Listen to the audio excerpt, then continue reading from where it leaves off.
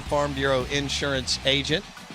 The Mississippi Ag John Deere tractor text line is 601-885-3776.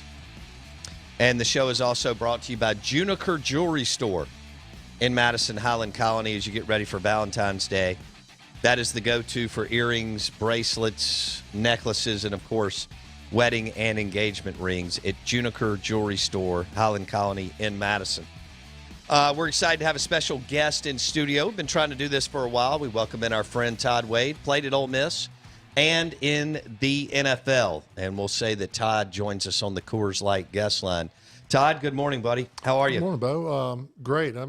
Dinner was great last night. Everything's has been very nice, and glad to be here in studio finally. So the rack of lamb was good at Kessler Prime. Yes, it was. Very impressed. Not just with the food there. It's my first time to go, but also with their service. They're definitely doing things right. Yeah. And didn't even walk back to the back of the restaurant like you had mentioned the size of it and what all they're able to they're able to accommodate there. But really impressed. We had a good dinner. Yeah, glad we got to do this. We've had you on the phone many a times, but a little bit different deal to get you in the out of bounds man cave and hang out for a little while. How's Oxford been? This time of year, a little slow. It's everything's good. We have family, all of that. Work's good, but just kind of still kind of have a little bit of the COVID stuff going on in town, and some regulations, things there. I think it's kind of keeping people from really going out. As much as they really would. Yeah. Just kind of in that mode, you know. So I think once they eventually lift some of those things, which might even be just psychology of wearing a mask. Yeah. Once that occurs, I think you'll have everybody out full force. Hopefully that'll be sooner than later. All right. So what'd you think about Kiffin first year? So the offense was super exciting. Mm-hmm. It was perfect for Matt, and you had a bunch of skill players, so it was a lot of fun, explosive, lots of points scored. You played on the offensive line. You played with some really good players. What'd you think? I was very impressed. I really was, and I'm kind of anti-offensive coordinator. I'm a little more of an offensive line mind, and I'm always thinking that coordinators can muck up something good. It's usually they try to create their own way and outthink themselves. But he gets it. He able to really convert, get first downs, utilize the players he has, and is always thinking ahead. Very impressed, and it really interesting. I did not. It's not what I was expecting. I didn't think. I think okay, it was probably just another offensive coordinator, but the way he was able to convert fourth downs was very impressive, and it kept us in a lot of games we probably shouldn't have been in. Right. Yeah, he's not scared. No. He's going by the analytics, and once he crosses midfield, it's 4-down territory. Yeah, for Kiffin. There were some uncomfortable moments, watching it, but they made it happen. I was just, the Alabama game, for instance, that was a game. Well, they kept converting. Yeah, and just nobody was punting. Right. The whole game. I don't know if I guess we punted maybe once, but it was just we kept going for it. We kind of had to, but we had so much success converting that it changes up the dynamics of your play calling and what you're going to be would normally be running on second or third down. Right. No more. You have that extra down, and you can run it on third and long. Elijah Moore. So, man, is this guy good or what? He kind of gets better every year, and then has just a phenomenal. In fact, we were looking at Zerline. Well, it's on the NFL Network right now. There it is. It just he's got him at 19 in the first round. Going to your Washington football team. That's right. Going to where you played at the Redskins. Wow. So now he may not go there, right? I mean, he may go in the second round, but still, that's pretty cool that he played his way into the discussion of the first round with the year he had. Yeah, absolutely. He showed signs of it a year ago. Sure. And it but in this offense, it was a little more focused on him. He was able to get the ball more, and really they utilized his talents like no other. Just highly active on the field, impressive. Great hands, and route running is really good. And he's kind of what the league is looking for now. Yeah.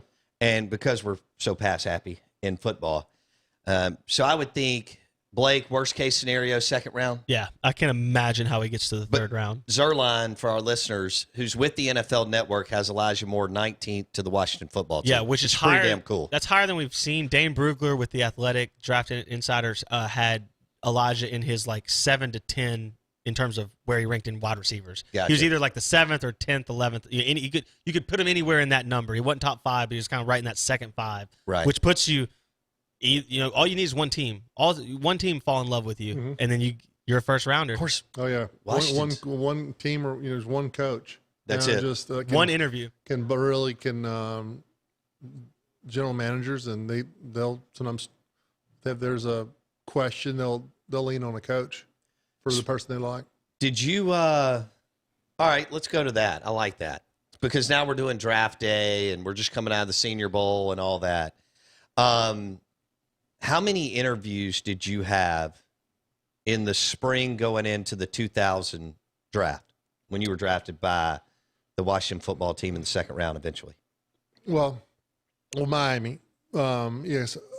That's right, Miami. A lot of the interviews, but a lot of the interviews took place places out where everybody was. The Combine. That's where you have all your interviews there. Never really.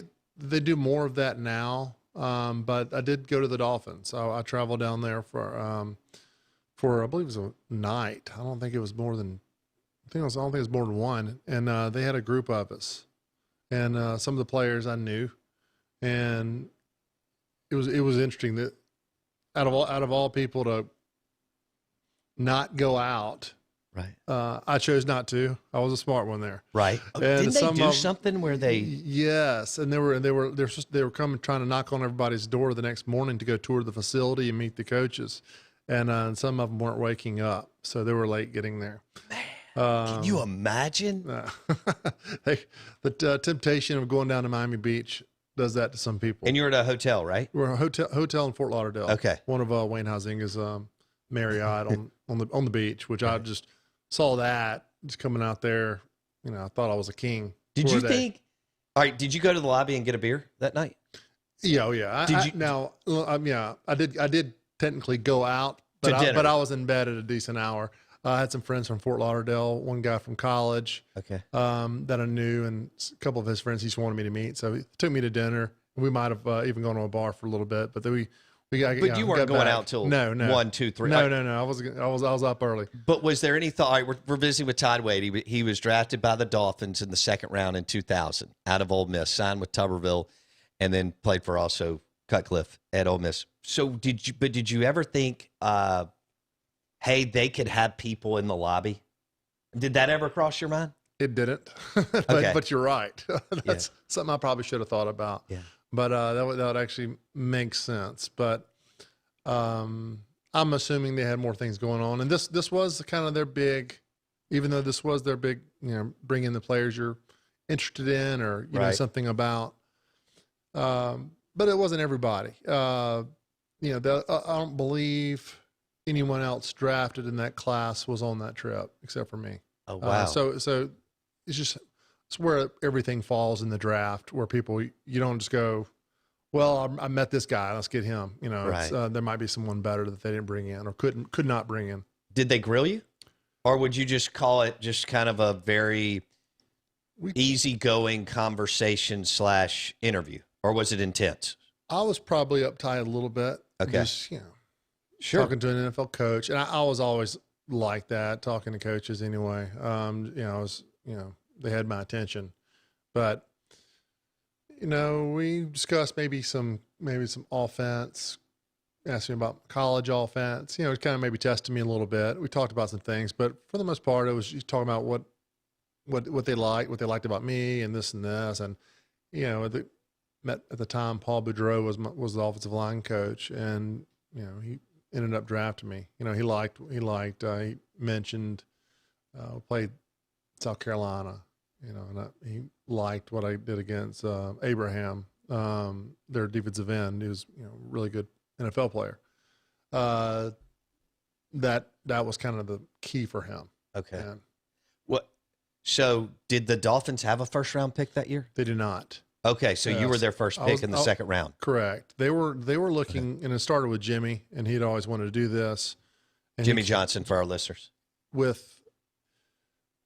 They had the Marino era had just ended. Okay. So Marino and Jimmy both retired months before, Right. at the end of the 99 season. And they were looking to get more of a balanced attack, and they wanted start bringing in more attitude and addressing the running game, and that was my forte, coming out of college. Sure. And so they want to start kind of beefing up the running game and getting that going. So that was their priority in some of the earlier picks. Another was a fullback and from North Carolina, and they were trying to send that message and get that thought process going for everybody in the locker room, how it was going to be. I just thought about this, Todd. Todd Wade played at Ole Miss and in the NFL. You got drafted in the AFC East right before the Patriots started their run. Don't get me started. Oh, I know you and I were talking for hours last night, and I know that, but I just didn't think about it. I hated the Patriots. I bet. Oh, man. And Mike Vrabel, who I'd always go up against. Vrabel. Oh, yeah. Current coach at Tennessee Titans. Mhm. Coaching A.J. Brown. He was a good And player. Jeffrey Simmons. Competitive, but, we got after it. Did you? Yeah. And I didn't like him because he had that. Edge. He had the bad guy face, Yeah. just always yelling, just running his mouth. And He was from Ohio State, yeah, I think. so I believe so. Okay. But yeah, good player. But the number, it was a 3-4 defense. Usually Belichick would mix it up. You always had to be prepared for that. They do variations of a 3-4 and then switch to a 4-3 really quick. So you always had to be ready. Wow. When you played New England. Yeah. You got to play in 3 super cold places: Jets, Patriots, Bills. I loved it. Did you? I loved playing the AFC East. And like every division, and I don't think a lot of people, especially in Mississippi, who aren't used to just being in a city with NFL teams, how competitive it gets within the division. Yeah. It's very competitive, and you feel it in the crowd. I didn't like Jets fans, and just these, you just want to make fun of them, Right. and the Bills and all these people because they would come and down in South Florida, there's a good bit of New Yorkers and people that live down there, so you get a lot of that, including New England fans. They'd bring their share of fans down for every game, so it was intense, lots of fights in the crowd and all that. But the players feed on that, and you're playing the division, so you're going against each other twice a year. Yeah. So you have that. And matter of fact, in my rookie year, we went against the Colts 3 times. Played them in the playoffs. Really? That was when Indianapolis was still in the AFC East. I'll beat Blake. How about Did that? you lose? Was that? I guess that was Peyton Manning in 2000, right? When you lost to him in the No, we divisional round. Oh, you beat him. Yeah, okay, we so beat them. who did you lose to in the divisional round in 2000? Do you remember? Jaguars. And that was the year before. Got it. Oh, the Raiders. It was the Raiders. We're at the Raiders. That's right. Oh, It said wow. yeah. It was really unfortunate. We come out early and we fumble the ball. They take it in. They had a 90-yard pick six. Yes. The Raiders had a 90-yard pick six. Yeah, in that game. Damn. that too. Sorry. Yeah, it got like that. It was just the team just imploded. I would say that, man, honestly, our defense was top notch, number one in the NFL, but they slipped that game as well. So it was just bad all across the board. We just did not show up the way we should have, and we had our chance. I think we're probably just as talented as the Super Bowl team. I think which 2000 would have been the Ravens, I believe. Okay. And we beat the Ravens that year in Miami during a tropical depression. It was like a tractor truck show out there. It really was. And I remember the D tackle, For the Ravens? big white guy. Saragusa. Oh, Tony yeah. Saragusa. He eventually did TV work on the sideline. Yeah. Yeah. Tony Saragusa? Glad to know he's still around. He was a big dude, and it's funny kind of see on tape when you're watching the end zone cut up and you're seeing seeing teams, and he kind of had a little penguin run to him when he'd run. Yeah, he was a bad body player, but was able to play. He was a good player. Yeah, and big dude. But I remember play was outside zone running away from me, and I remember just cutting him on the backside, and him just falling down in the mud. But it was just like it's like 6 inches. It felt like you're just running with big clops on your cleats, and him just kind of spinning out in the mud trying to get up. So you go to Oakland in your rookie year for the second playoff game. I'm pretty sure that was probably a crappy stadium. Do you remember? Or you should remember it was packed. I remember it was packed. Yeah. It was, and they're nuts. They're nuts. And getting ready for that game, watching film, and I mentioned the end zone cut up because you can see, vertically on the field. So you can see if a team is getting they're actually watching one of the games we were watching was the Dolphins, I think the year or two before there. So it was some of the same guys that were on the offensive line. So they're watching some film versus the Raiders at the Raiders. And you could see the back of the end zone. They had a referee on a noose, and they were big dummy, and they were jerking him up and down, but it looked so cool on tape, just kind of intimidating. And you're like, these fans are nuts. Oh yeah. And then they wear the spikes. Then you see Dan Marino, the dummy, drop, and they're jerking him around. Just it was wild. And back then, so in the fame, what is that the craziest stadium you played in terms of atmosphere, or what would fall into that category? Definitely in that category, I would say. Maybe not the loudest. What would you put up there in that in terms of fervor and excitement and just intensity of being at an away game? Because Miami never had the intensity that. It's just a different type of fan base. They don't have the same level that Oakland, even the dog pound. Is that? And I'd like to get Todd's thoughts. Dolphins fans were there when I was playing. Yeah, it would be sold out. Yeah, and they get, but no, it's not that kind of intensity. Well, you played the because Jets. It's a laid back. It's when you say it's because it's a beach town and it's got that laid back vibe where the only thing to do in Buffalo is to go to the game and raise hell. Correct. Like San Diego. Correct. San Diego's fans have never cared enough to be right because there's just so many things to do. Yes, most of the Dolphins fans in the stadiums are going to be more natives. Yeah, people who were at least born there or second generation or above.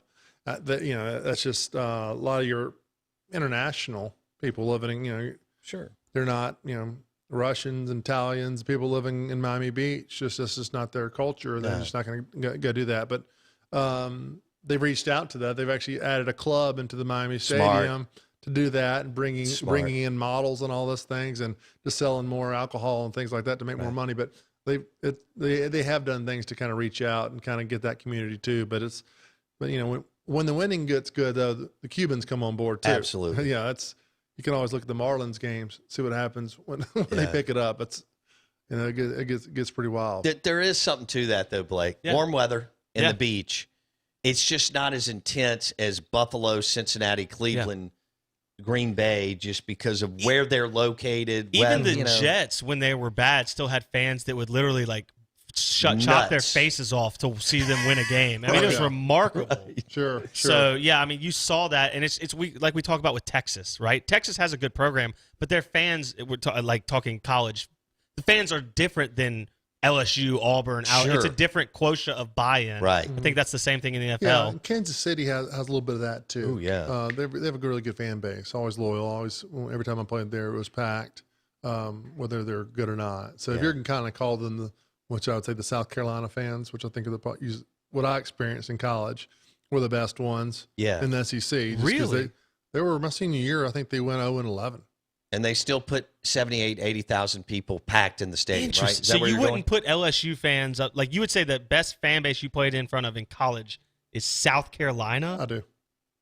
they'd have been number 12 on my list because I know there were only 12 teams when you played. Yeah. They'd have been number 12. I really don't. Or 11 after Vanderbilt, right? Yeah, you kind of have to go there, right? Yeah. You know, they don't really show the whole crowd during the game. You don't really get it, but I didn't realize they have that. it figured out, and they were very, very loyal. Interesting. And it really hit me, I could not believe it. I was on the field, the fourth quarter, I was off the field in the fourth quarter because they had the ball, and they got a first down or something like that. I don't remember the score. They may have scored 3 points. I don't remember, but it was like 40-something to 0 or 3. You're blowing them out. We're blowing them out. Okay. And they get a first down or something. The crowd just, guy on the microphone, they gets rocking. And you're like, what is going on? I'm already thinking about getting on the plane. Yeah. That's incredible. Yeah. I never would have guessed that. Yeah. No, they sold out their stadium for years, even as a loser. I mean, I remember it rocking under Spurrier, but that was like a brief 5-year period. Exactly. No, even prior to that, with Lou Holtz, Sparky Woods, all these coaches that didn't win. I mean, Lou kind of got them on the map a couple of years later. Todd was gone. But, Blake, when I went over there in 2002 or for an away game, it was that's interesting. Packed. Never would have put that up there. Yeah. Which in 2002 probably wasn't much different than they probably won a little more games, but I don't recall they weren't being that good. very good then. No. But gung ho. So interesting. You go to Oakland and but you're in a division. Well, the Colts were in your division too. Mm-hmm. So you got Peyton twice a year. Yes, we played them in 2000. We played them twice. I learned a valuable lesson when we played them the second time in Miami. Guy, the Stevens event I never heard of, looked kind of like a scrub, but who am I? I'm a rookie. I wasn't really taking the guy serious enough on film. It's like, okay, I got lazy. And he ended up getting a sack or maybe even 2 on me in that game. And was it Freeney? No. It was not. I was a no-name guy, but he was a older veteran. He'd been playing for a while, right? And I was so embarrassed. And I was lucky enough to get to play them again in the playoffs, and I was very prepared and played well against them. But you can't ever, in the NFL, you can't judge a book by its cover. Those guys the longer you play, the smarter, the better player you are. So that was a lesson. It was a very good lesson. That all these guys can play. Absolutely. Yeah. Todd Wade in the house.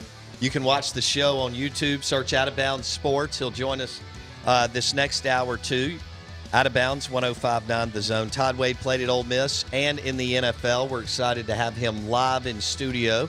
We're streaming live on the Out of Bounds radio app, thezone1059.com. And you can watch the show on YouTube. Search Out of Bounds Sports. Guys, don't forget that LaFleur Interiors has you covered for Valentine's Day.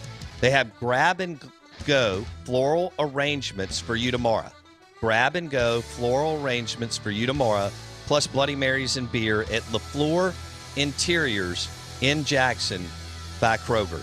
We'll be back in a minute.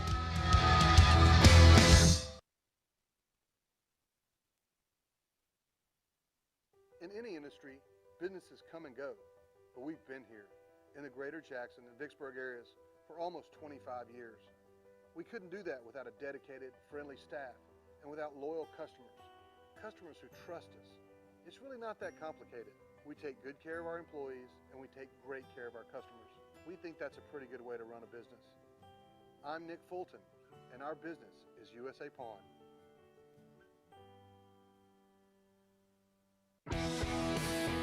Football season is here, and Four Roses Bourbon would like to raise a toast as we celebrate game day. Whether you're sipping on Four Roses Bourbon at the hunting camp, by the fire pit, on the patio, or outdoor kitchen, handcraft the moment with Four Roses Bourbon as they celebrate 130 years.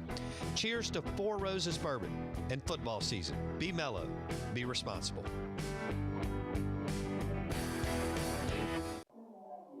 Honey, don't forget your mom's birthday present. It's a whole new shopping experience at USA Pawn. We have an amazing selection of quality merchandise, from jewelry and home goods to tools and furniture. And with our prices, it's like everything's always on sale. What'd you get your mother? USA Pawn, 3 locations in the Jackson area, plus Vicksburg, Pearl, and Canton. Get mega more at your mega store, USA Pawn. Game day will never be the same because Pearl River Resort is introducing all new ways to win with Sportsbook at Golden Moon Casino. This is your ticket to Vegas-style sports betting, and it's game time. Place your bets on dozens of high-impact sports matchups anytime at the Timeout Lounge. And as always, play over 1,100 Vegas-style slots, 25 table games, and our 14-table poker room. Pearl River Resort is redefining what it means to win with Sportsbook at Golden Moon Casino. We're not just fans. We're here to play.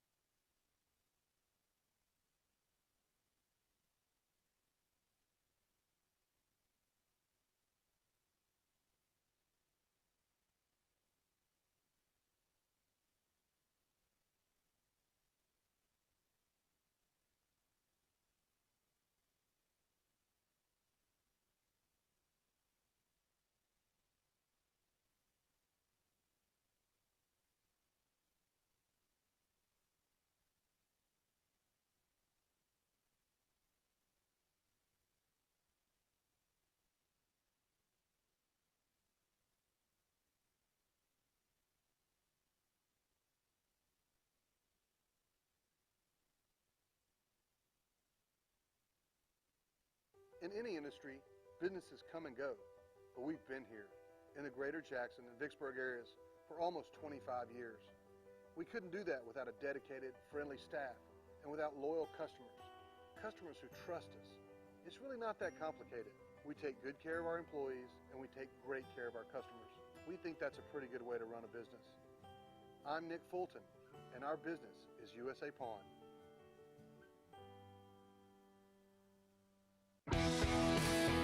Football season is here, and Four Roses Bourbon would like to raise a toast as we celebrate game day. Whether you're sipping on Four Roses Bourbon at the hunting camp, by the fire pit, on the patio, or outdoor kitchen, handcraft the moment with Four Roses Bourbon as they celebrate 130 years. Cheers to Four Roses Bourbon and football season. Be mellow, be responsible.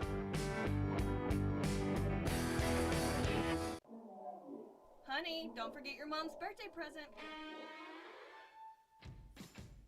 It's a whole new shopping experience at USA Pawn.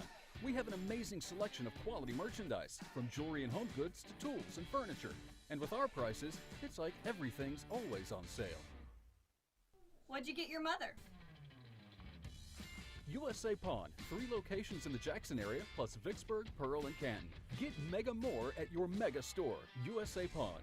Game day will never be the same because Pearl River Resort is introducing all new ways to win with Sportsbook at Golden Moon Casino. This is your ticket to Vegas-style sports betting, and it's game time.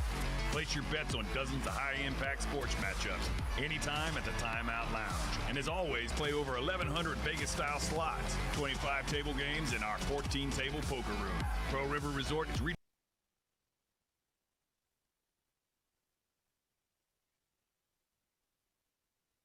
is WRKS Pickens Jackson. You ready? Let's go! 10, 9, 8, 7, 6, 5, 4, 3, 2, 1. Now live in the Bank Plus studio, where college football meets the all lifestyle. Ladies and gentlemen, this is the Out of Bounds Show with Bo Bounds, streaming around the world live at the Out of Bounds radio app and on your radio at ESPN 105.9. Where are you? The Zone. Oh, man. Out of Bounds 105.9 The Zone, brought to you by Mississippi Sports Medicine and Orthopedic Center. New surgery center and clinic, Lakeland Drive, Flowwood, MississippiSportsMedicine.com. We are the Out of Bounds Show, ESPN 105.9 The Zone, WRKS, special guest Todd Wade in studio, in the Bank Plus studio.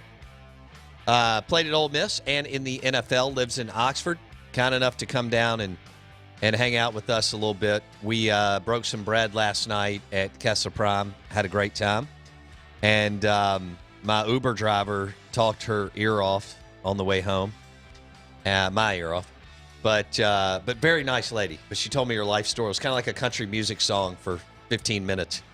And but she did have backstage passes to the Mississippi Coliseum, which was a big deal. And she told me, she shared that with me. I can't remember the big artist that I should know this, but she told me she met some big music star that came through the Mississippi Coliseum. It's still not coming to me, but hopefully it will at some point. Twitter handle at Bo Bounds. Blake, what do you have? Yeah, breaking news out of the NFL. No, you don't. I do.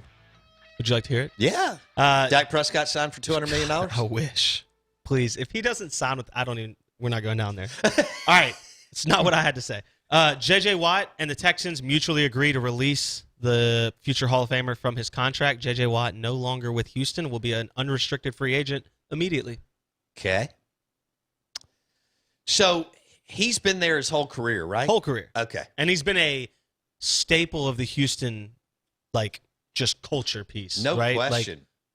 I think he's been the face of the franchise. Yeah, and he gave $50 million or something like that. Raised, yeah, $50 million for the Houston Hurricane. That's right. Yeah. It was an amazing deal. Yeah. Through social media and all that. It was really, really cool. He seems like a good guy. He's been a great player. And so he's gone. I guess the question is, will Deshaun Watson follow? Yeah. So Houston's lost James Harden, Russell Westbrook, J.J. Watt, and potentially Deshaun Watson all in the span of 300 days. That's a gutting as far as big names in a big market pro-wise. What are you even going to do if you're a sports fan in Houston? I mean, there's nothing now. Who is the Astros' big name? Do you know? Who cares? Okay, there we go. No, they got caught cheating, remember? I do remember the scandal, yeah. They do have they have a lot of talent still, but that's a murky situation. Gotcha. I mean, there's no positivity. You keep up with it, I don't. No positivity in Houston when it comes to athletics right now. Okay. It's not good. Todd Wade in the house and joining us on the Coors Light guest line. Hey, we told Todd about it during the break. Share our listeners what Wendy's did to the Georgia football program. Yeah, man. It is awesome. So National Roast Day was yesterday. It's a made-up holiday Wendy's came up with on Twitter, and they just roast people. And the Georgia Football Twitter account said, "Go ahead, Wendy's. Absolutely roast us. Keep it spicy like your nuggets." And Wendy's... This person needs I hope they get paid $200,000. It's incredible. Wendy's Twitter account goes, "You haven't won a national title or a Heisman Trophy in over 40 years, and your coach has a bowl cut. Also, please don't eat at any of our restaurants. We wouldn't want to get sued when you choke on the food." Wow. That is so good. But you have to delete your account, Georgia. Just delete it. It's over. You love that stuff too. Incredible. They roasted the Rays. They're salty on Twitter in a good way. I live for it. Wendy's is great. Are you salty on Twitter, Todd? Todd's probably low key. A little more low key. Yeah, I'm probably more of a retweeter. There you go. More than anything else. What fan base or what instance, what game did you have the biggest interaction either with another player or with someone in the fans where there was some saltiness going on? This. To understand your question, more about player or fan base. Did you have a fan base where you kept getting into it, or did you have a player who always talked to you and it was ongoing? Fred. We talk about Fred Smoot. You played with Fred. Did you have a Fred? Did you have a Fred on the other side? Yeah, I played with Fred. No, it's when you're a lineman. Yeah, I would say the Jets. Okay. I remember a couple of times. It's like the D tackle. We're just getting after it, and we were smoking them. It was in Miami, and it didn't always go that way. But Right. we were running the ball really well. Ricky, and we're just and I was having a good game, and this guy was just I remember he choked me. I was dry blocking him, but he had his hands on my throat, and we got testy, and I just about lost it. Yeah, and I would have definitely gotten thrown out. Because it was gonna be a real fight. Because I was gonna stomp we're gonna go to the ground and the whole thing, but it was just one thing after another. But the guy was just tired, and it was a hot Cheap September shots. game. And we're getting after him. We're very physical back then. Our Tony Wise's offense, my offensive line coach. Our stances looked almost like a track, like you're getting ready to take off in a 40. Wow. It was not, didn't look like a typical zone stance where you're ready to, but our splits were a little bit tighter to manage that. If I had a guy in front of me, say it's a 5 technique, and he was going to pinch inside, I'm coming off the ball so fast that I'm at least catching half of his body, but I'm still in this track that I'm not putting my hands on necessarily, but I can run through him. And that backer's going to come right over his tail when he crosses, and I'm going to hit that backer right in the face. Mm-hmm. It was just very different, and it was a big adjustment for me when I left because I was so used to doing that. We were just flying off the ball, so a lot of the things we hit really quick. Yeah. Ricky Williams was the tailback then for the Dolphins. Did you ever get a 15-yard penalty? I did. Also, it really wasn't. It was more accidental. It was a real high-low situation. Nobody got hurt, but so if you're touching another player and another player gets cut, that's illegal. And I ended up having to come out of the Green Bay game, and the center actually ended up having to deal with the fine for it. Really? Mm-hmm. Like 10, 20,000? Yeah. Something like that. Something like that. Yeah. So do you have to pay that, or does the team pay it? You have to pay it. Man. Yeah. And it goes into this dark hole of charity. If so, wherever that goes. Yeah, if so. Well, no, we don't know where it goes. But wow. How about that, Blake? At least at that time. The question, though, is would Aaron Rodgers or Russell Wilson have to pay it? Yeah. How do I get that debit card to that account, by the way? Yeah, no kidding. Out of bounds, 105.9 The Zone. Todd Wade joining us. Blake, what do you have? We have a great question on the Mississippi Ag text line from Ready Teddy. Right. He says, Todd, whose idea was it for you to do the photo shoot shirtless with a rifle when you were at Ole Miss? I don't know what I'm unaware of that. I asked for the picture. He said you did a photo shoot when you were holding a rifle shirtless in college? I hope I did. I would love to see that. I was like, what a great Mississippi offensive lineman photo shoot. Badass. That would be incrable. So I was hoping it was. He says it's a calendar with teammates. Did you do an Ole Miss calendar? No, it's he's referring to the Rebs of Steel poster. Oh, like a weight room. Weight room, thing like that. And one year we went military. Yeah. So there is a picture of you shirtless with a rifle. Yeah, oh yeah. And I got to have the 1,000-yard stare going. Yeah. And I have the helmet, and I'm just holding it like a gunner. Junior year, somewhere in there?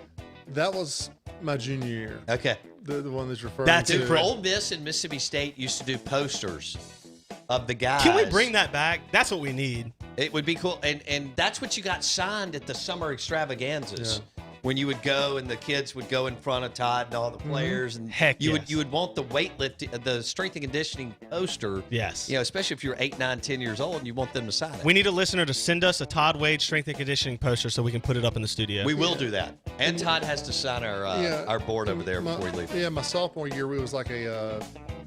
We'll be back in just a second. Todd Wade in the Bank Plus studio, played at Ole Miss and the NFL. The show is brought to you by Eye Care Professionals on Lakeland Drive. Blade-free LASIK and cataract surgery. Eye Care Professionals.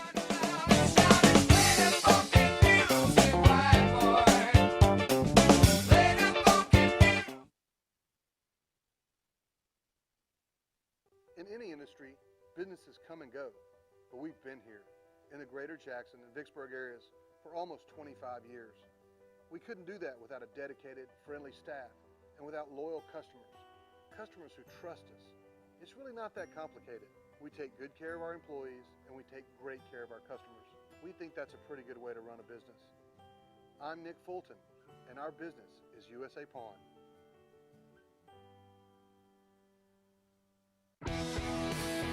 Football season is here, and Four Roses Bourbon would like to raise a toast as we celebrate game day. Whether you're sipping on Four Roses Bourbon at the hunting camp, by the fire pit, on the patio, or outdoor kitchen, handcraft the moment with Four Roses Bourbon as they celebrate 130 years. Cheers to Four Roses Bourbon and football season. Be mellow, be responsible.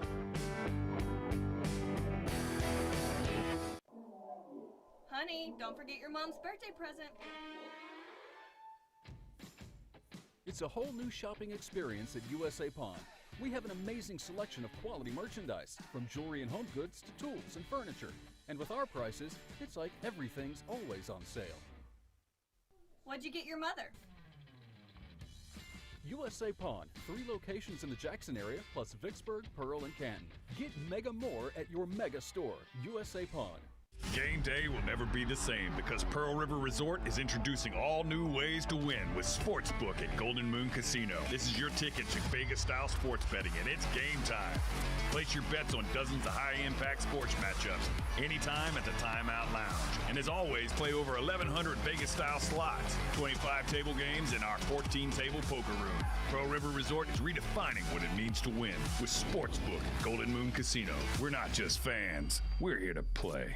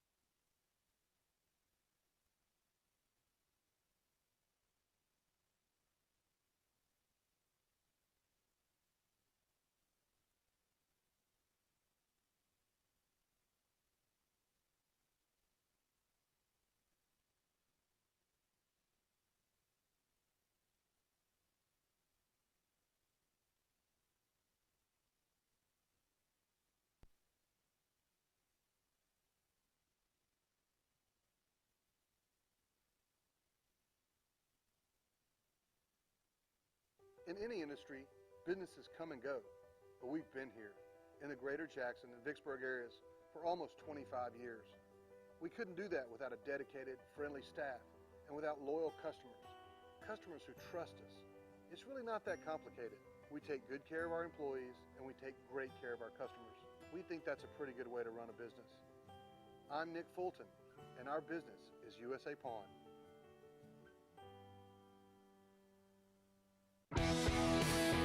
Football season is here, and Four Roses Bourbon would like to raise a toast as we celebrate game day. Whether you're sipping on Four Roses Bourbon at the hunting camp, by the fire pit, on the patio, or outdoor kitchen, handcraft the moment with Four Roses Bourbon as they celebrate 130 years.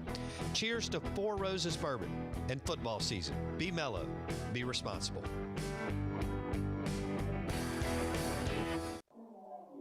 Honey, don't forget your mom's birthday present. It's a whole new shopping experience at USA Pawn. We have an amazing selection of quality merchandise, from jewelry and home goods to tools and furniture. And with our prices, it's like everything's always on sale. What'd you get your mother?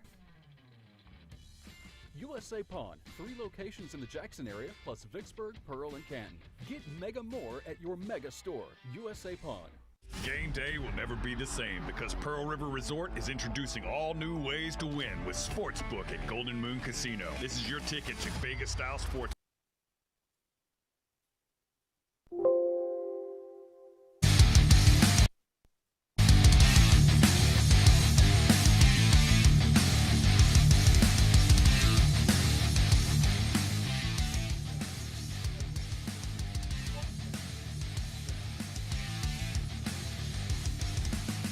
Hey, the Out of Bounds Show is brought to you by Havana Smoke Shop, premium cigars. At 2 locations, I-55 North Frontage Road, and then across from Shaggy's at the Reservoir. As you're getting ready for this weekend, Havana Smoke Shop for all your premium cigars. La Flor Dominicanas, Olivas, Liga Privadas, Fuentes, you name it. Rocky Patel's. We've had Rocky Patel on the show, by the way. He's a cool cat. Any number of premium sticks at Havana Smoke Shop, I-55 North Frontage Road, and across from Shaggy's at the Reservoir. Todd Wade in the house. Played at Ole Miss and in the NFL. Second-round pick for the Miami Dolphins in 2000. Not a bad place to go at 23 years old. South Beach, Florida, 80-degree weather. That's a good deal. And, Blake, we just received a picture of Todd Wade and Dennis Rodman and Vince Neil. You can't see Vince Neil, but for our listeners, Vince Neil, lead singer of Motley Crue, arguably the greatest rock band of all time. Or Harry Rock, anyway. Is he the most famous? Where's Vince Neil in the famous category? Because we were talking about famous artists earlier. Elton John, Prince, all them. Well, he's famous. Is Motley Crue. Is Vince Neil more famous than Dennis Rodman? Or infamous? Is that the right word? Vince Neil or Dennis Rodman? I mean, Dennis Rodman is a diplomat, okay? That's right. He's been brokering North Korean deals for us. North Korean trade relations. I think you'd have to pull Vince into the group and compare Motley Crue to Dennis Rodman. Yeah. You know. Crue to Dennis Rodman. Rodman has 2 or 3? 3, I thought. With the Chicago Bulls. 3 with the Bulls and 1 with the Pistons, right? Oh, no, I'm sorry, that's Pippen. 2 with the Pistons. You're right. Yeah. That was my favorite. Isaiah Thomas. So Rodman won 2 with the Pistons and 2 with the Bulls. Or 2 or 3. 4, so he's got 4 or 5 rings. Yeah.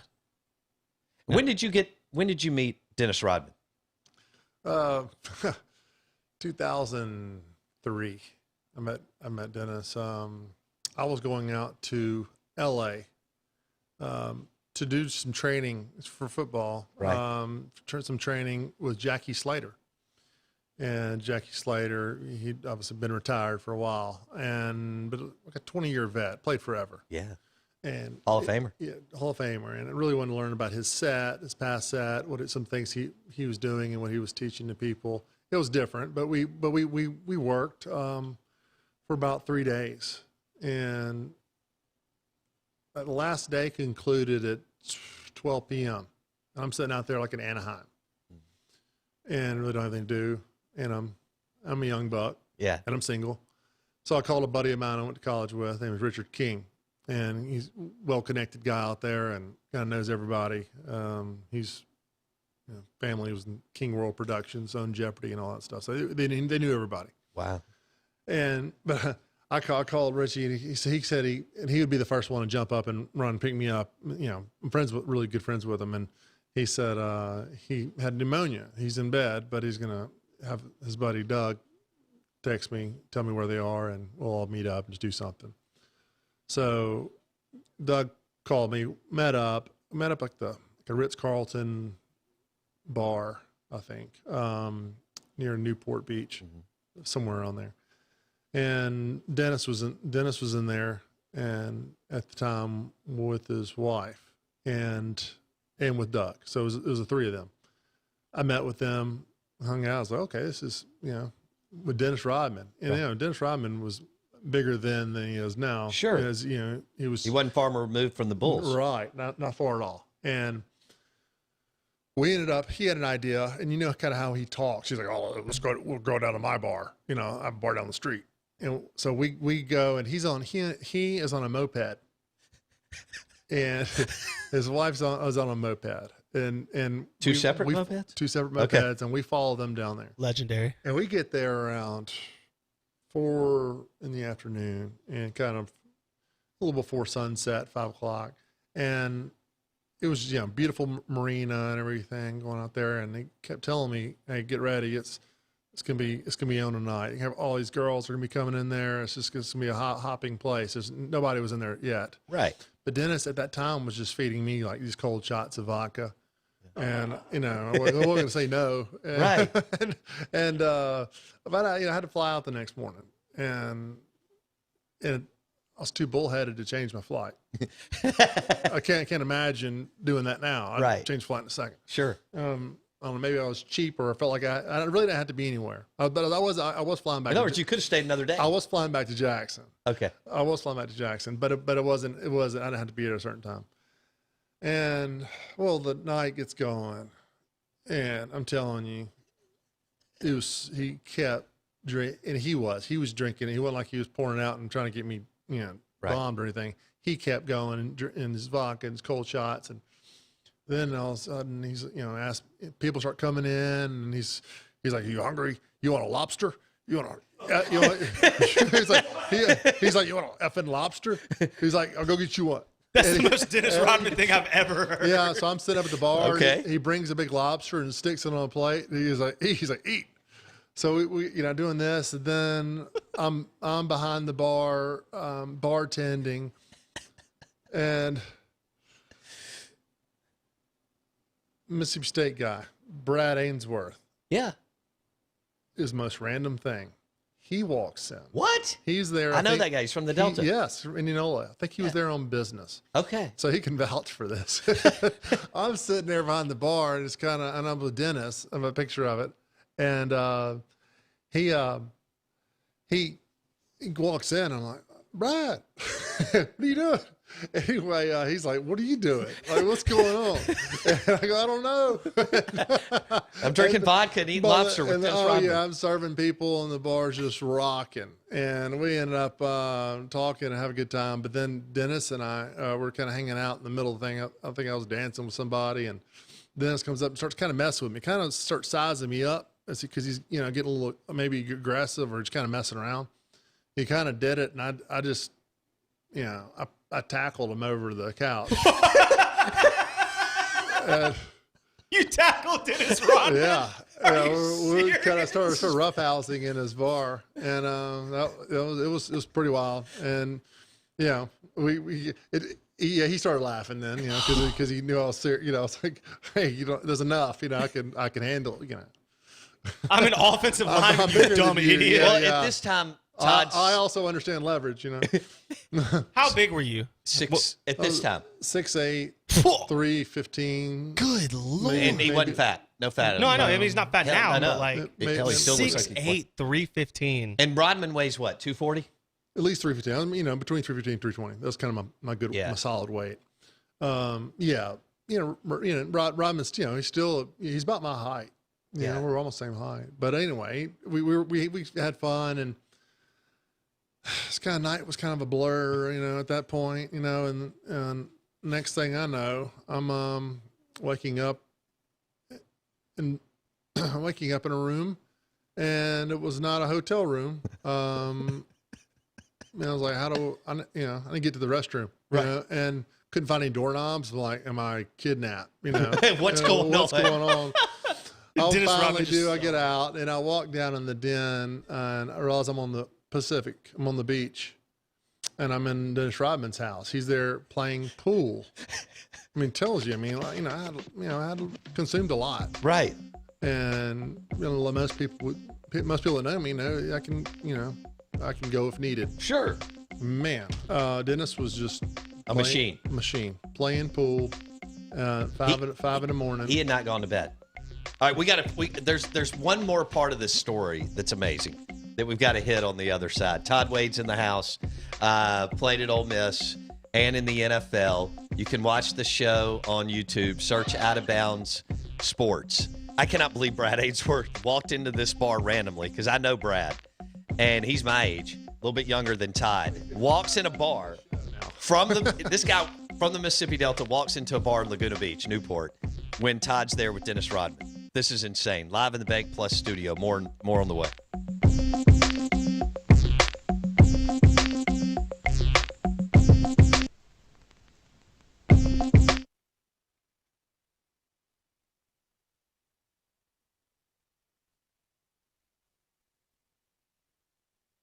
In any industry, businesses come and go, but we've been here in the greater Jackson and Vicksburg areas for almost 25 years. We couldn't do that without a dedicated, friendly staff and without loyal customers. Customers who trust us. It's really not that complicated. We take good care of our employees and we take great care of our customers. We think that's a pretty good way to run a business. I'm Nick Fulton, and our business is USA Pawn.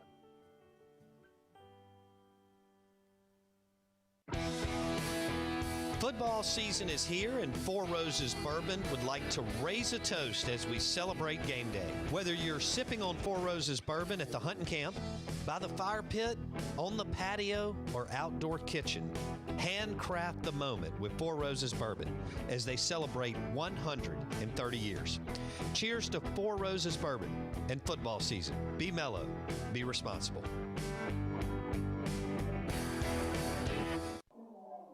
Honey, don't forget your mom's birthday present. It's a whole new shopping experience at USA Pawn. We have an amazing selection of quality merchandise, from jewelry and home goods to tools and furniture. And with our prices, it's like everything's always on sale. What'd you get your mother? USA Pawn, 3 locations in the Jackson area, plus Vicksburg, Pearl, and Canton. Get mega more at your mega store, USA Pawn. Game day will never be the same because Pearl River Resort is introducing all new ways to win with Sportsbook at Golden Moon Casino. This is your ticket to Vegas-style sports betting, and it's game time. Place your bets on dozens of high-impact sports matchups anytime at the Timeout Lounge. And as always, play over 1,100 Vegas-style slots, 25 table games, and our 14-table poker room. Pearl River Resort is redefining what it means to win with Sportsbook at Golden Moon Casino. We're not just fans. We're here to play.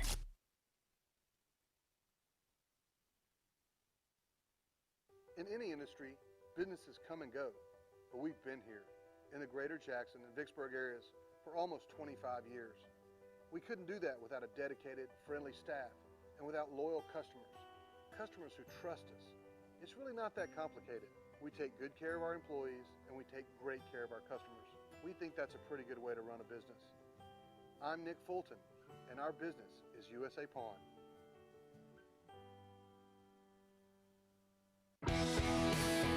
Football season is here, and Four Roses Bourbon would like to raise a toast as we celebrate game day. Whether you're sipping on Four Roses Bourbon at the hunting camp, by the fire pit, on the patio, or outdoor kitchen, handcraft the moment with Four Roses Bourbon as they celebrate 130 years.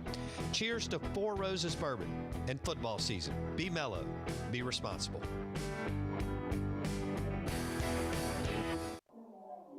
Honey, don't forget your mom's birthday present. It's a whole new shopping experience at USA Pawn. We have an amazing selection of quality merchandise, from jewelry and home goods to tools and furniture. And with our prices, it's like everything's always on sale. What'd you get your mother? USA Pawn, 3 locations in the Jackson area, plus Vicksburg, Pearl, and Canton. Get mega more at your mega store, USA Pawn. Game day will never be the same because Pearl River Resort is introducing all new ways to win with Sportsbook at Golden Moon Casino. This is your ticket to Vegas-style sports betting, and it's game time. Place your bets on dozens of high-impact sports matchups anytime at the Timeout Lounge. And as always, play over 1,100 Vegas-style slots, 25 table games, and our 14-table poker room. Pearl River Resort is redefining what it means to win with Sportsbook at Golden Moon Casino. We're not just fans. We're here to play.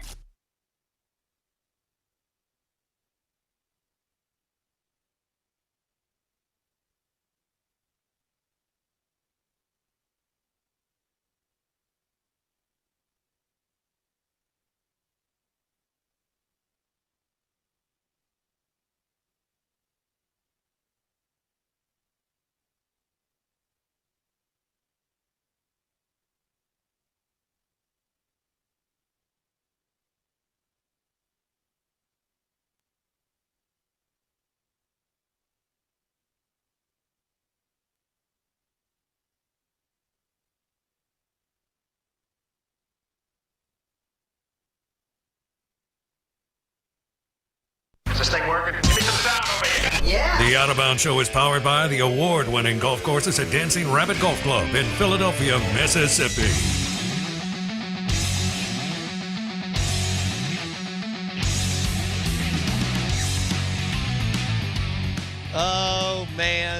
the stories that make it on the air and the stories that don't. Out of Bounds 105.9 The Zone is presented by the Golden Moon Casino Sportsbook. Bet $50 there. Play award-winning Dancing Rabbit Golf Club for $30. Also, shout out to Welcome Home Beef. You can order fillets, ribeyes, New York strips, porterhouses from Welcome Home Beef. Go to welcomehomebeef.com. They are in Starkville, Mississippi. They've got the retail shop there where you can buy them if you're in Starkville. But Blake is going to cook some fillets from Welcome Home Beef this weekend, and they will deliver to your door. It doesn't matter if you're in Atlanta, Memphis, Hattiesburg, wherever you're listening, streaming or whatever. WelcomeHomeBeef.com. Fantastic fillets, New York strips, ribeyes, beef tips, porterhouses, and more. Our friend Todd Wade in the house, joining us live in the Bank Plus studio. And Todd played at Ole Miss and in the NFL with the Dolphins and with the Texans and with the Washington football team. In fact, at one point, one of his teammates was Fred Smoot. And Todd's got some great stories on that, too. But we're finishing up this Dennis Rodman story, which is great. Todd's hanging out with Rodman at Rodman's Bar in Laguna, Newport. And tell our listeners what you said about, like, his strength. Because at that point, you're in phenomenal shape at 320 pounds, 6'7". Yeah. When someone's pushing against you and you kind of push back, you feel somebody's, you think about what he was good at. I think in the NBA, it's such a good rebounder, such a good defensive player. The best, he's the best at what he did. And that was, getting rebounds and fighting for the ball. It definitely made you feel like that. And if not, you're going to fall down and sit on the couch, or you can do it to him. So I had to kind of put that to rest. I mean, you can't get knocked down. No offense to Dennis Rodman, but if you're a power forward in the NBA and you're an offensive lineman in the NFL, that can only go one of two ways. Because otherwise, how do you go back to the locker room? Oh no! Yeah, you don't. Somebody can have a camera out. I know. It's not the iPhone days yet, but it was. It was close enough. Sure. I'd like to just segue to. We need to start selling tickets to these types of interviews because the off-air stuff is worth hundreds of dollars to people to sit in here and listen to it. It really is. Like we can't. But is there anything more Dennis Rodman than taking ice vodka shots at 4:00 in the afternoon and then throwing a lobster on the bar? Like, I mean, it's incredible. Yeah, wasn't a whole lot of carbs. Just food, alcohol. Yeah, that's it. Todd, do you want a lobster? Here. And what's great is Todd wakes up at his house, and Rodman and his crew upstairs still going, are shooting pool and still going. And the best is Todd was like, he was young, and he said, I don't know why I didn't change my flight. And he talked about how hungover he was when he got on the plane to fly to Jackson. Oh gosh, you were scrambling to get to the airport. Scrambling to the airport to make it on time, and it was probably a little too early, to travel. But anyway, I was fine. I got there, but I was just tired, and I got in line, and was just exhausted. And we probably, I don't know who so long, probably hadn't slept just a couple hours or something. I have no idea really. And there's a girls' soccer team that was at the ticket line in front of me, and I accidentally just got in front of one of them, by accident. I wasn't paying attention. Right. And that girl scolded me like loudly in front of all of her team, and I was like, "Don't do this to me." You're like, I'm just trying to get on the plane. I'm just trying to get on the plane. I calmly backed up. I wasn't going to argue with her, but it just added to it. But I was glad to get on the plane and have that. That was all behind me. Todd Wade in the house. Blake? So we kind of mentioned some other, you said you hung out with other people. What, like, as you went through the NFL, was it hard to balance the off-field with the on-field? Like, I understand that you were a professional and you worked hard at your craft. I don't mean that, but, like, were there times where you were like, man, it really is difficult to, like, say no to someone of such or do you even? Let's also think about this. He was on South Beach. That's what I'm saying. So, like, if you're in Buffalo and you're different. A rookie or in your second, third year, I mean, yeah, there's things to do and you can get into fun. Yeah. But he has you're in the party capital, one of the party capitals of the world. And you have A-list celebrities everywhere coming through constantly. Like we've talked about, how do you, like, did you have trouble, or was it something that you had to work on to balance, like, the off-field and on-field? It wasn't hard. You're too occupied during the season. You know, you're not going out during the weekdays necessarily. You know, my fun would be after a game, or at the extreme would be after a game, and some of us go down to Miami Beach. Right. And, you know, in hindsight, and we talked about this last night, you know, I may have stayed in some of those just for recovery and things like that for your legs. You don't need to continue standing on your legs. Monday would be more of a pitchers, wings, go watch Monday Night Football somewhere, at a local spot. And that was the extent of it during the season.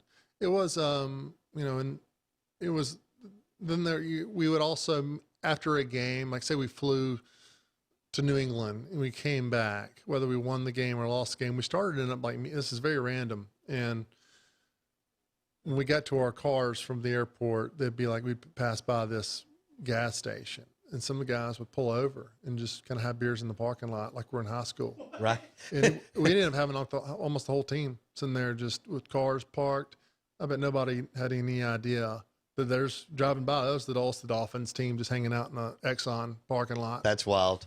But talking about the game, and that's it, because it means things like that. We'll say we lost. Right. And we're just talking about it and things like that. You know, it really meant so much to everybody. But so we had a really good group down there, stronger than any other team that I'd played with. And well, yeah, you were almost went to the AFC Championship game your rookie year. Mm-hmm. What was playing? All right, Jason Taylor. What was he like in the locker room and so on? Just a true professional. You know, he set the bar for everybody, and it's kind of like when same with Zach Thomas and some of those guys, big film guys, and wanted to understand the game better, and were just wake up every day, get to work, get your workout in, prepare for film, get in there, and you're in there all day, you know. So you spend most of your time. People assume you're out there practicing most of the day, because I'll tell people I was at work from say 7 in the morning till 5, and they're like, "You'll practice and lift weights the whole time?" Like, no, we just had to study, because you know it's a mental game. Isn't that wild, Blake? Oh, it's spinning that. Yeah. So did that blow your mind? Going, I know y'all studied film at Ole Miss, and guys, but did it blow your mind how much film study was required in the NFL? Yeah, and that action replicates the size of the playbook. You go back to high school, you're in class all day, and then you go after that. There really was no film, at least when I was playing. I'm sure there's a little bit more now, but you go play, and if you're doing that, you kind of really have to be on your own to go study, and you know you didn't really also get like the end zone cut ups and stuff that's easier to see, especially for an offensive lineman, because you want the end zone cut up so you can see the footwork. Yeah. But then you take it to college, you're in class half the day, and you have a little more time for film. So that's really the first time where you really start diving into much more film work and understanding that, and being taught that way. And then when you go to the NFL, it's full time. So the playbook's bigger. You know, the defensive playbook is bigger. So it's just cat and mouse. Man. So Jason Taylor and Ricky Williams were the same player. I see it's Jason just kind Taylor, of quietly. I see Jason Taylor as, and by the way, Todd really liked playing with Ricky. Mm-hmm. I know, he's a unique dude, but he gets a bad rap. Okay. He does. And it's almost comical now, because you say Ricky Williams, well, God, was he just smoking weed all day? And like, no, I didn't even, I didn't care, but it was not, he was not the guy you called to go have that beer from Monday Night Football. You know, he probably would decline it. He liked to do, he's very introvert. Very introvert. Okay. And did a lot of things by himself. Right. And but he was just a hell of a teammate, though. very smart, picked up things very quick. They could do a lot of things with him. I don't ever recall him seeing a busted play by him. Like he was always there. Extremely tough, great blocker, aside from the running and everything else he did. But just when he got in the huddle, you had a chance to make a play. Yeah, absolutely. But he was quiet, right? He was quiet. Okay. In other words, polar opposite would be Fred Smoot. Absolutely. It was some funny stuff. He had hit a Ferrari one time. It's just kind of he had this lackadaisical demeanor. Demeanor about him, where he was never late for a meeting, but he was always the last person to go in. That's interesting. I mean, if a meeting was say at 8:00, he's walking in there right before 8:00. Right. And would be the last person to sit down. And you could tell, like, the coach was kind of waiting for him. But that's the time. It wasn't the 5-minute rule or 10-minute rule like Jacksonville's coach.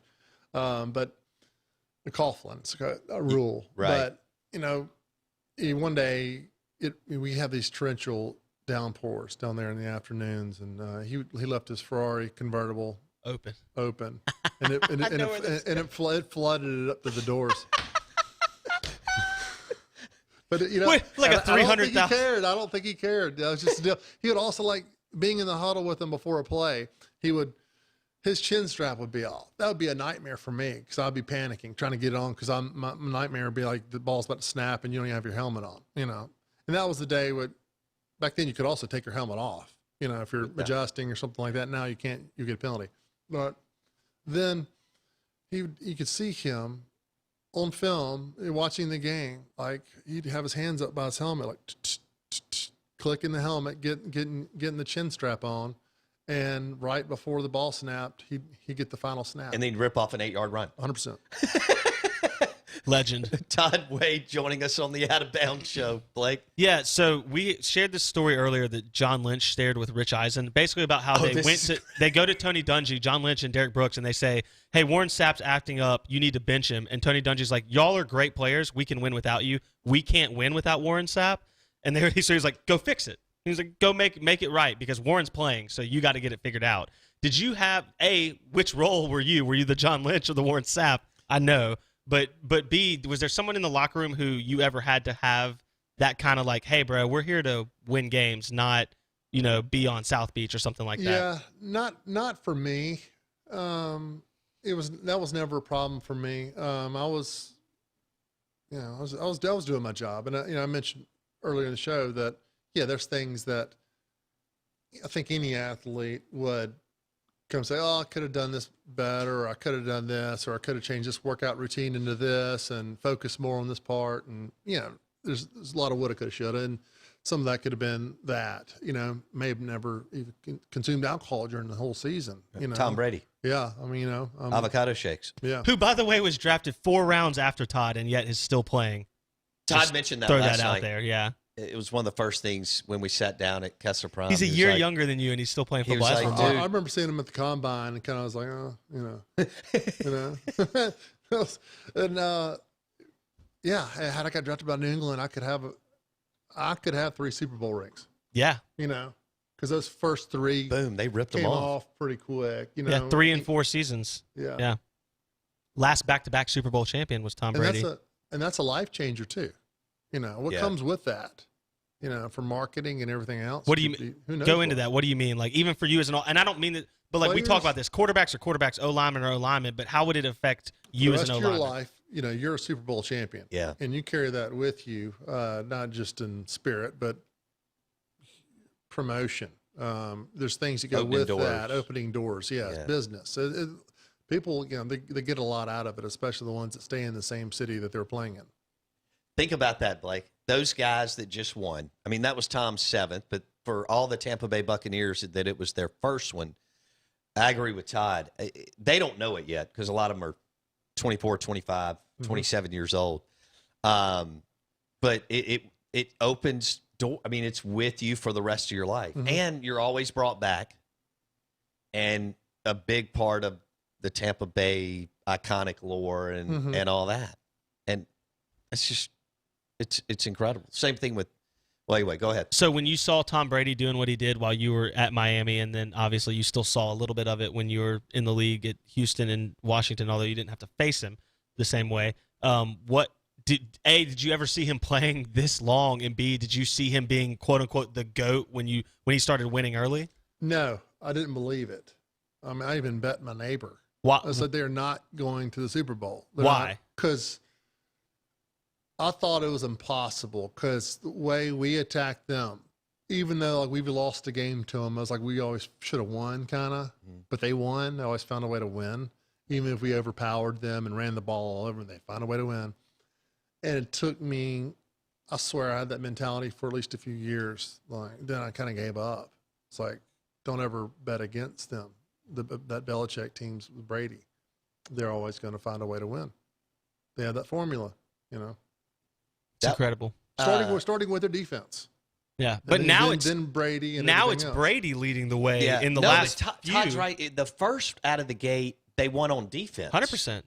And then Brewski Belichick and all them was willing to be flexible, and they opened up that offense, and they were kind of one of the first to do that. Absolutely. But they had Rodney Harrison, Vrabel, Brewski, all those. They had some dudes on defense. Oh yeah. I mean, the first couple of years, Brian Cox was the older guy, but a lot of he had been in Miami.